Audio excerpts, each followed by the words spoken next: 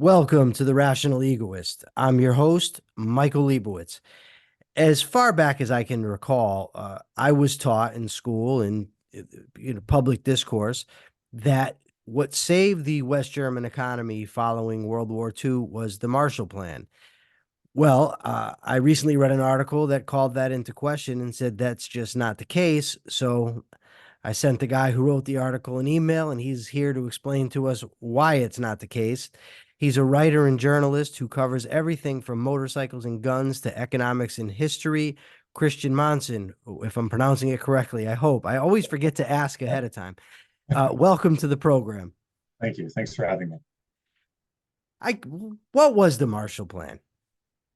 So basically, after World War II, the Marshall Plan the Marshall Plan was billed as a way to rebuild uh, all of Europe after World War II, which of course was just totally devastated. Um, this is how it was presented to the public, and mainly at the beginning, it was for France and the UK. Which were, of course, the main U.S. allies. In reality, the motivation behind the Marshall Plan was to increase U.S. influence over Europe, especially going into the Cold War and the rivalry with the Soviet Union. Uh, and so it was a big marking point. Up until that point, the U.S. had been almost entirely isolationist. Of course, they've been involved in World War One, but after World War One, there was even an increase sort of in non-interventionism. So after World War II, the Marshall Plan was a total 180 for the U.S. as far as foreign policy goes, and just becoming more involved in, well, mainly in Europe, but in global diplomacy and everything. So when did it take hold? When did they first implement the Marshall Plan? So the Marshall Plan was from 1948.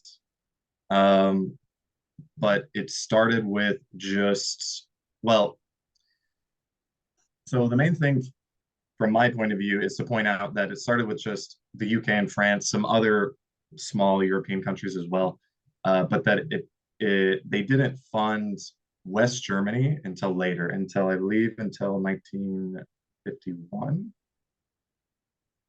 Maybe it was a bit after that. Yeah. Okay, so when they implement this plan, what were some of the early effects on the West German economy? So I would say, from the point of view of just the Marshall Plan, had minimal effects on the European economy, including the West German economy.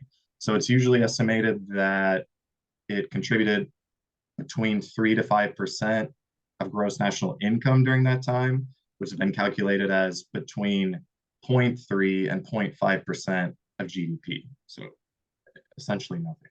Now, you also talked about how there were black markets that arose during this period. Why did that happen, and what were the black markets in? So this wasn't necessarily a result of the Marshall Plan, but when the Allies occupied all of Germany, you have to remember that for 15 years or so leading up till the end of World War II, the entire world, well, the U.S. and Europe especially, had really gone really, we'll say, socialist as far as their economic policies, or at least very Keynesian. So But you there repeat were yourself. right. So there were a lot of things that they were doing that probably to us today, economically, we associate with uh, radical left-wing, socialist, communist, whatever sort of economies, but were then, even in the West, sort of taken for granted, which were mainly price controls. So the Allies instituted a lot of price controls and quotas on goods in West Germany, especially things like steel, but everything, including food. One thing to point out is that prior to the Marshall Plan, um, the Allies, including the Soviet Union, had wanted to prevent Germany from recovering economically, actually. So they wanted Germany, they wanted to return Germany to an agrarian society, was the way that they put it. So to not have any industrial base whatsoever. So when the Allies were there, not just for economic reasons, but also for political reasons, they were limiting what Germans could produce as far as steel. I think steel was limited to something like 20% of what it had been, during industrial Germany in the 30s. And all of these things, everything in the Germany economy had a lot of price controls. And of course, that had started before the Allies had occupied, because through the 30s, the Nazis had instituted a lot of price controls and things like that. Price controls were something that, starting in the Great Depression, were just sort of taken for granted. It wasn't like today we might think of price controls as a very left wing, or at least sort of socialist or economically illiterate policy, but back then it was just kind of taken for granted. So even though the U.S. was, very anti-communist at the time, they had no problem with instituting price controls. So you called just now an advocacy of price controls economic illiteracy, and I would certainly agree. Price controls inevitably lead to shortages of the Right. goods on which the price controls are put. So what were the effects? Were there these types of shortages that came about due to these price controls? Absolutely. So in West Germany, in all of Germany after the war, people were living on about 1,500 calories a day. So Germany was reduced basically to what we think of today as a third world or developing country, or really even worse. And what's crazy about that, of course, is that Germany returns to an incredibly wealthy industrial country after just a few years. So that's, of course, why they call it an economic miracle. And it's really important to understand what caused that miracle, which was not the Marshall Plan. Yeah. So you said it was well, third world country or developing country. I know it's hard to keep up with the euphemisms that they come up Right, with for poor. right. Right. So who was Ludwig? I think it's pronounced Ludwig Erhard. Who is that? Yeah, so he actually became the chancellor of West Germany later in the 50s or 60s, um, because he did such a good job of revitalizing the economy. He had started out as an economic advisor in Bavaria, but then he got promoted. So the U.S. occupation zone promoted him as an advisor to help them, because the original plan had been to create sort of this international managed zone in the Ruhr, which was the big steel production area there in West Germany. And so originally that wasn't going to be part of any country. And so they brought him on to help advise them sort of with the economic management of all of this. And of course, he came to tell them that maybe they should just not manage it at all. And so he had a lot of he had been a part of an economic school. Its real name is the Freiburg School, but politically it's called ordoliberalism. So the idea, it's very laissez-faire, free market, but really very much what Germany is still today, which has a considerable social safety net, a lot of social programs, but a very independent central bank, because of course Germans, even before the Nazis, have always been very traumatized by the Weimar hyperinflation. And so they've always wanted a very hard currency. And so they've had a very independent central bank that's maintained very low inflation. And so that was part of this ordoliberalism school. So you have a fiat currency, but you have an independent central bank that's tasked with keeping inflation low, rather than, I suppose, what you would call the traditional laissez-faire philosophy, which would just have an independent currency altogether. Now, I want to take you to modern times for just a second, because you mentioned that they are basically laissez-faire, but with a large social safety net. Most people that I converse with, I don't know about most, but a lot of people I converse with seem to think that America is this laissez-faire capitalist country, but European countries and some other countries are more socialist. But when you look it up, and I'm going to ask about Germany because I'm not sure. Like Sweden, for instance, is has a freer economy than what we have, but Yeah, people frequently say Sweden's the socialist miracle. Singapore, which some people think of as more of a socialist country or a government run economy country, I think is number one on the economic freedom list.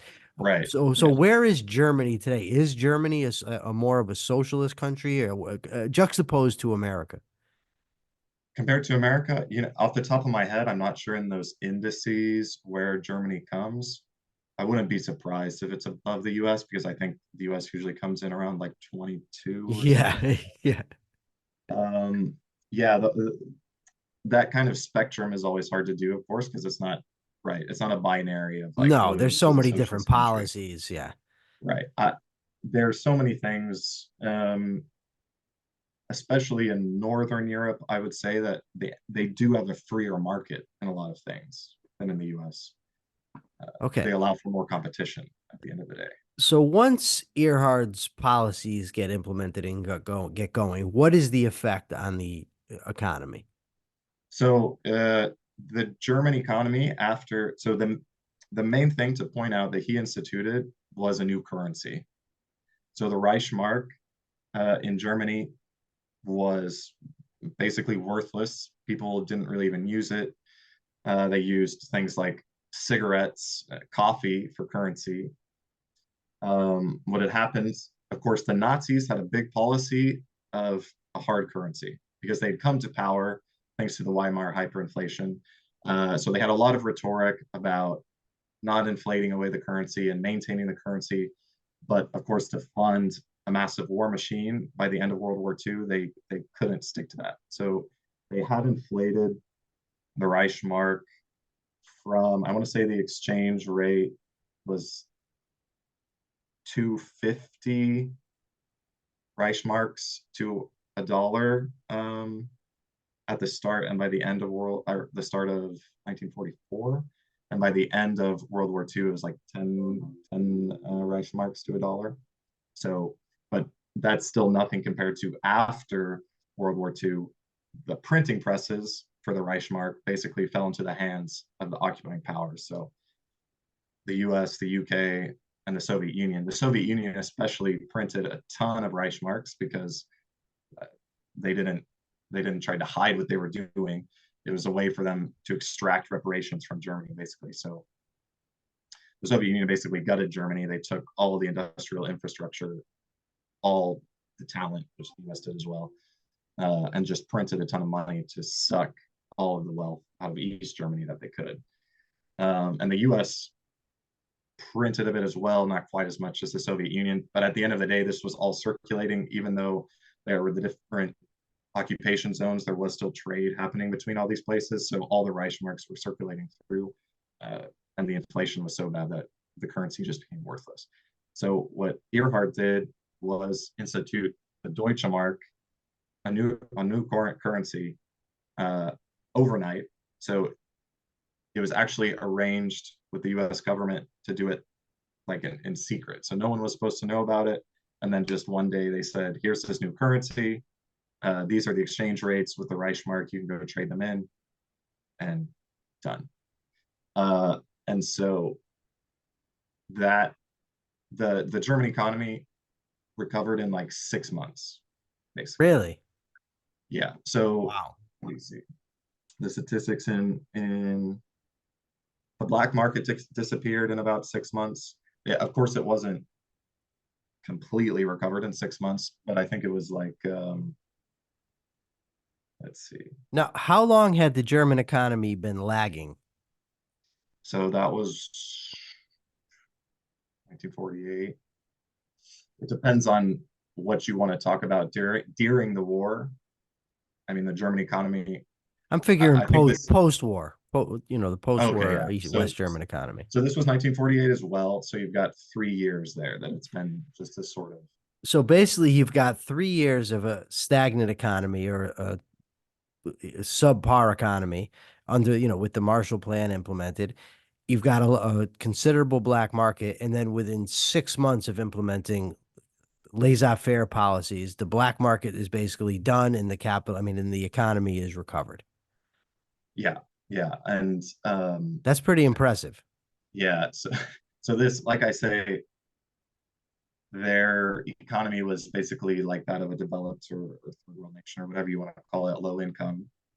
Um, yeah, and it recovered that fast. So the lesson always for me is that economic prosperity or getting on track economically just isn't really that hard or that complicated, I guess I should say. Um, and since I was a kid, we talk about developing nations. They need all this foreign aid. They need all this support. They need all these European, U.S. Planning committees to go in there and sort of manage their economy to get it on track when all they need really is a hard currency and for their governments to back off. It wouldn't take very long at all.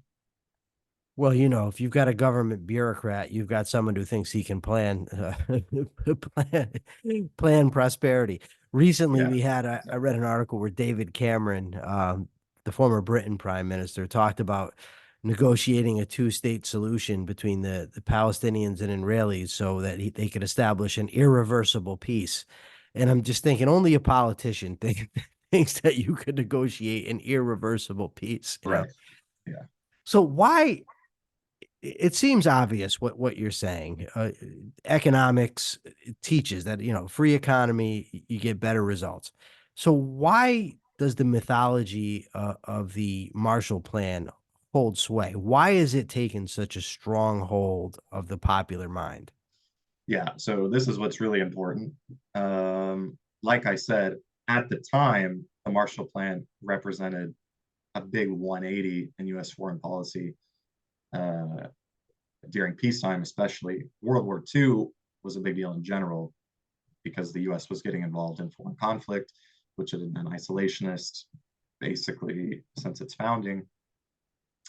But the Marshall Plan, monetarily and economically, represented a complete change. And I think that one, at the time, the US needed to justify this to people. So since then, lucky for them, these things happened in Germany and they were able to say, oh, look, we did that with our foreign aid. Um, and then it's just sort of maintained itself as a way to justify foreign aid ever since then, and a way to justify American interventionist policy. I mean, even today with Ukraine and stuff like that, they talk about a new Marshall Plan. And you'll read, I was just reading something the other day that was talking about why we need more aid to Ukraine. And of course, it references the Marshall Plan as one of the greatest foreign policy successes in US history.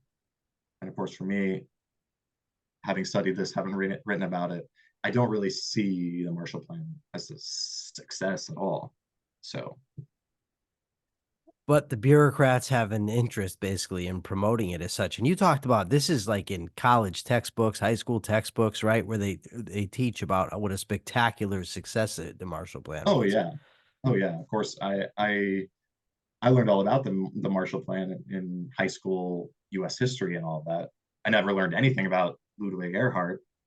You know, that was that wasn't until I studied German history later in college. But the state-run public school system and a textbook, all they talk about is the Marshall Plan um, for revitalizing, rebuilding Europe, all of this stuff. Now, how long was Earhart the chancellor for? And once he was out of office, did they change course on their policies? He was, off the top of my head, I'm not sure the years, and I don't want to tell you wrong. It was through he was, yeah, he was chancellor from 1963 to 1966. So no, I would say Germany to this day, well, until the crisis in 2008, followed his philosophy essentially. So it's a big sticking point in EU politics now because Germany, especially now that the UK is gone, basically controls the EU, and even when the UK was here, controlled the Eurozone. And the German central bank has always had a very adamant hard money policy. So it is a fiat currency, but they maintain incredibly low inflation. And so when there was all the debt default problems with Greece, Spain, Portugal, Germany always resists printing money to monetize the debt of other European countries, which then they complain about. So that's a big problem in EU politics. There have been, so during reunification, there was a bit of an issue because the the German government took on a lot more debt than they usually did to try to help reunify and kind of equalize the economies. Uh, and there was a lot of conflict then with the German central bank because they didn't want to print money to kind of fund these programs. Um, and then lately, after the crisis, the German central bank has been a little bit looser with their monetary policy. But as far as laissez-faire stuff, taxes, German taxes are higher now than they were during Erhard's day, but they're not when they were at 85%. Jeez. Yeah, before Erhard, not before he was chancellor, before he was an economic advisor. So they did all these things essentially overnight, which I think is an important thing to point out because a lot of times these economic policies, in inflationary monetary policy, things like that, they're like a drug, and people get addicted to them. And you got to just keep printing money It's to like fund the going on a Coke programs. binge, right? Yeah, exactly. And there is a painful period if you rip off that band-aid and you in this case they slash the money supply by 93%. So when all that new money disappears, there's an adapt and a period of adapting, but it's not very long and it's a lot better than the alternative.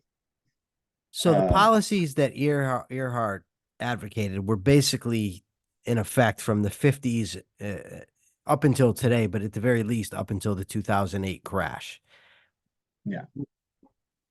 Did Germany, well, West Germany, and then after unification, was it steady prosperity during that point? I mean, I'm guessing they probably had some recessions, but in general, did they have a prosperous economy?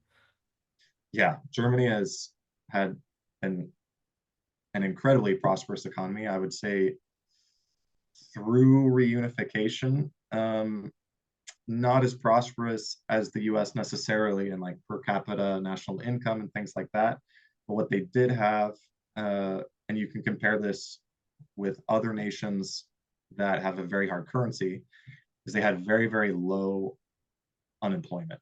So Germany reached a low in the 60s of 0.7% unemployment. So they actually had to bring in migrant workers from Turkey. Now there's a huge Turkish population in Germany because they simply didn't have enough people for all the jobs. Switzerland had a similar thing, which of course Switzerland had the gold standard much longer than all other countries. So, and that's an important point because inflationary monetary policy in Keynesian propaganda is supposed to prevent unemployment. You're supposed to solve unemployment by printing money. You print money, you increase aggregate demand, you create new companies that start hiring new people. But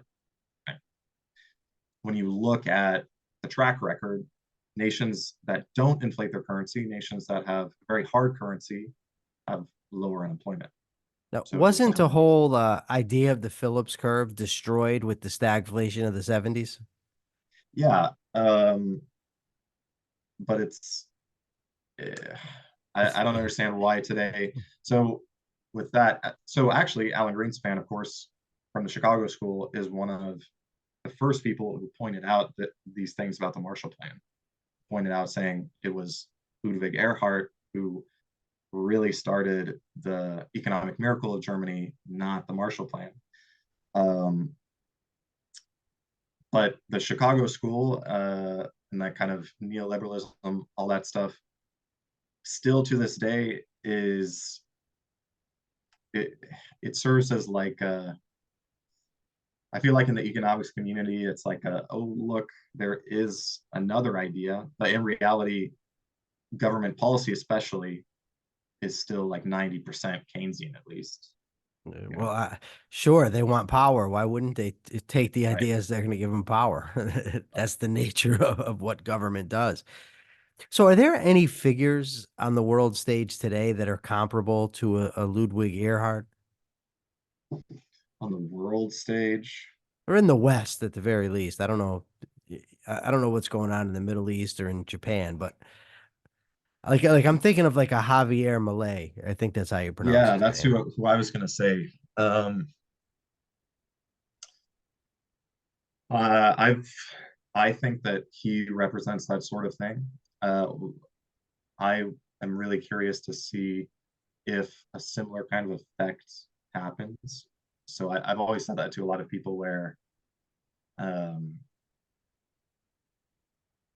people are kind of afraid, I guess, or libertarians are sort of afraid, like, oh, he'll have this short presidency and he won't fix anything in time, and then people will just throw him out. But I think if he does the right things, it could be really fast. Well, I think that there have already been some significant improvements in the Argentinian economy. What was it? Like foreign investment has increased a certain amount or something. I don't know if you know any of those numbers. No, no, definitely not.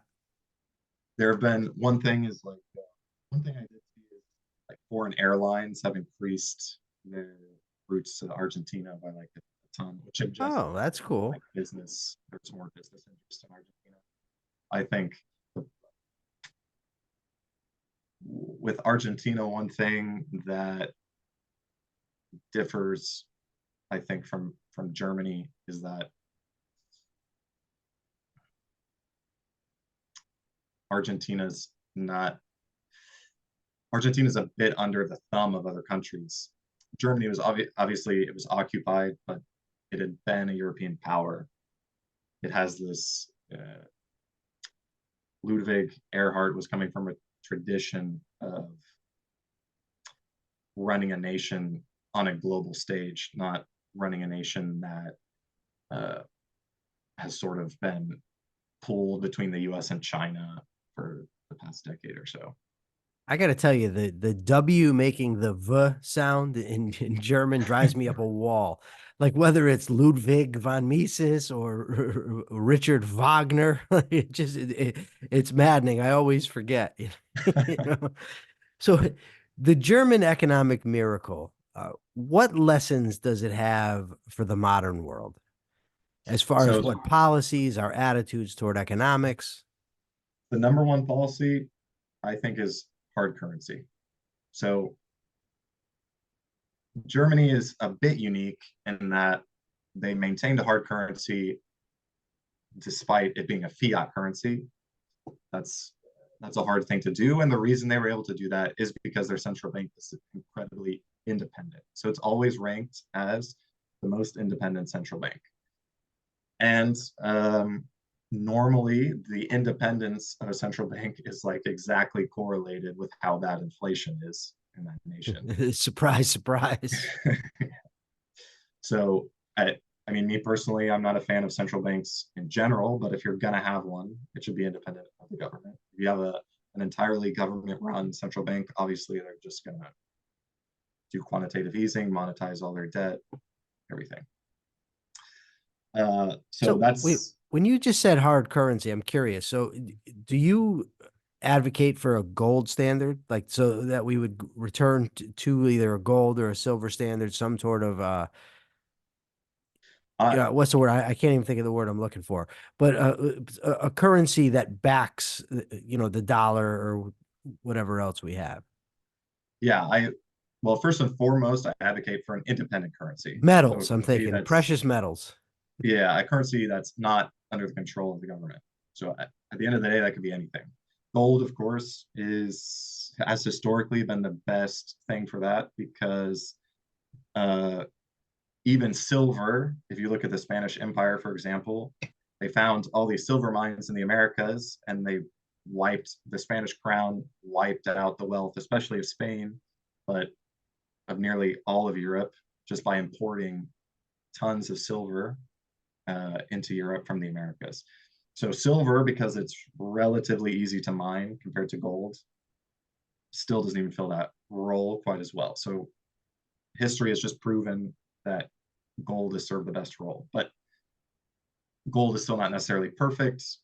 The main problem with gold is that it's really heavy. So if you're talking about in a globalized economy with major companies, major banks, whatever, if they need to settle accounts and they have to ship 100 tons of gold across the ocean, that's a major undertaking.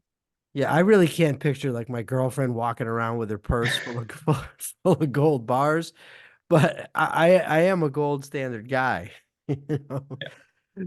All right, so is there anything that we didn't cover that you think we should have, or anything else that needs to be said on the topic?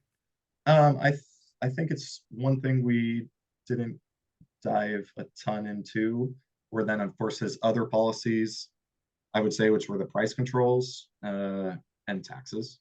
So Okay, price well, controls, this was a big thing. dive The in. US, yeah. So the US government agreed to the currency and doing that in secret overnight.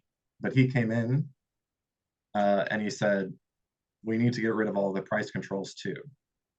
And the US government was very against this. So I think this is something that most Americans today would find a little bit strange that you had this European economist coming in to tell an American official we need to remove price controls. And it was the American government that was very against it. But that's what happened. But in the end, he convinced them. And so this was all basically overnight. They removed all the price controls and they dropped taxes. Like I said, the average urban citizen went from 85% to 18%. So this Nice. increased, yeah. Uh, so the real stimuli that caused the German economic miracle were increased investment because now people, instead of only having 15% of their income, they have 82% of their income. They can buy what they need to get by to survive, and then they can save and invest the rest. So that's a lot better than just having the US send you things, send you money, and then buy them from American producers. I think that when you spell it out, it seems really obvious. Like, obviously, it's going to be better for an economy, for their people to have their money, to be rebuilding capital, to be reinvesting in infrastructure and things like that, instead of just giving them credit to buy things from American factories. Yet there's still this pervasive idea that the Marshall Plan rebuilt everything. So it seems if you want to grow an economy, you have sound money, low taxes, little regulation. Yeah, yeah. Sounds good to me. Wow. Okay. Well, we've reached the end. I've got this COVID brain fog going on. It makes it very difficult to navigate an interview. Okay. Well, Christian, where can people find you? Okay, so I have my own website with it, which is christianmonson.com. I'm also starting an independent press, which I really want to publish a lot of authors in libertarian futurism, which is sort of a niche sci-fi genre. Max Borders type stuff. Yeah, yeah. So if you He's want to check great. that out, especially if anybody listening is a writer and they have something they'd like to send me, they maybe want to publish with my press, that is gelbisaland.com. Um, let's see, where else? I write for the Foundation for Economic Education, the Mises Institute. So check those out. You might see me occasionally on there. All right. Well, thank you very much for being with us today and Thanks for explaining having this me. topic. For now, this is the brain fogged rational egoist, Michael Liebowitz, signing out. Till All next right. time. Thanks for Thank you. being with us.